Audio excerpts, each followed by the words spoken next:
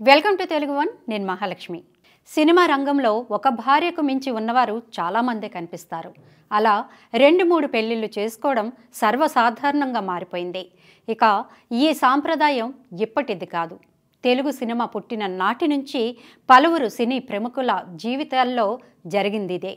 2 పెళ్లిళ్ళు చేసుకున్నవారు కొందరు సఖ్యతగా సంతోషంగా ఉంటే మరికొందరికి అది నరకప్రాయంగా ఉండేది. దీనికి ఉదాహరణగా మహాగాయకుడు ఘంటసాల వెంకటేశ్వరరావును తీసుకోవచ్చు. ఘంటసాల మొదటి భార్య పేరు సావిత్రి. ఆమెకు 5 పిల్లలు. ఆయన రెండో భార్య పేరు సరళ. ఆమెకు 3 సంతానం. అయితే ఘంటసాలకు రెండో భార్య, పిల్లలు ఉన్నారన్న విషయం ఎవరికీ తెలియకుండా జాగ్రత్త పడేది సావిత్రి. ఒకవైపు ఘంటసాల తన రెండో భార్యను, పిల్లల్ని మొదటి భార్య దగ్గరికి తీసుకురావాలని, అందరూ కలిసిమెలిసి ఉంటే చూడాలని ఆశపడేవారు. కానీ దానికి సావిత్రి ఒప్పుకునేది కాదు. ఈ విషయంలో ఘంటసాలకు ఎంతో మానసిక క్షోభను కలిగించేది సావిత్రి. ఘంటసాల రెండో పెళ్లి చేసుకోవడానికి ఒక విధంగా మొదటి భార్య సావిత్రే కారణం. సరళ తమ పక్కవాటాలో నివసించే కుటుంబానికి చెందిన అమ్మాయి. ఒకరోజు సరళను ఘంటసాలకు పరిచయం చేసింది సావిత్రే.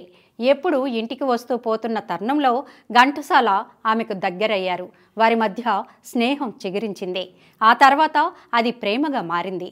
తనను పెళ్లి చేసుకోవాల్సిందిగా ఘంటసాలను కోరింది సరళ. అంతకుముందు అలాంటి ఘటనే ఘంటసాల జీవితంలో జరిగింది. ఒక యువతి ఘంటసాలను ప్రేమించింది. తనను పెళ్లి చేసుకోవాల్సిందిగా కోరింది. దానికి ఘంటసాల ఒప్పుకోకపోవడంతో ఆమె ఆత్మహత్య చేసుకుంది.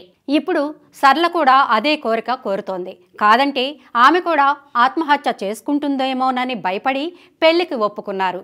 ఆ తర్వాత జరిగిన పరిణామాలు ఘంటసాల జీవితంలోని విశేషాలను తెలియజేస్తూ ఆయన కుమార్తె డాక్టర్ శ్యామల ఒక ఆన్లైన్ పత్రికలో సీరియల్గా రాస్తుండగా దానిపై ఆమె తల్లి సావిత్రే కోర్టుకెక్కింది. ఇక సీరియల్ ఆపించేసింది. జీవిత కథలనేవి నిజాయితీగా వాస్తవాలను ప్రతిబింబించేలా ఉండాలని వాదించి ఆ కేసులో గెలుపొందారు శ్యామల.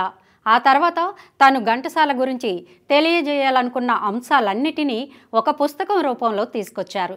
నేనెరిగిన నాన్నగారు పేరుతో ఆ పుస్తకాన్ని ప్రచురించారు. రెండో పెళ్లి చేసుకున్న తర్వాత ఘంటసాల జీవితంలో మనశ్శాంతి కరువైందని, ఆయన 2 భార్యలతో నరకం అనుభవించారని డాక్టర్ శ్యామల తన రచనలో పేర్కొన్నారు.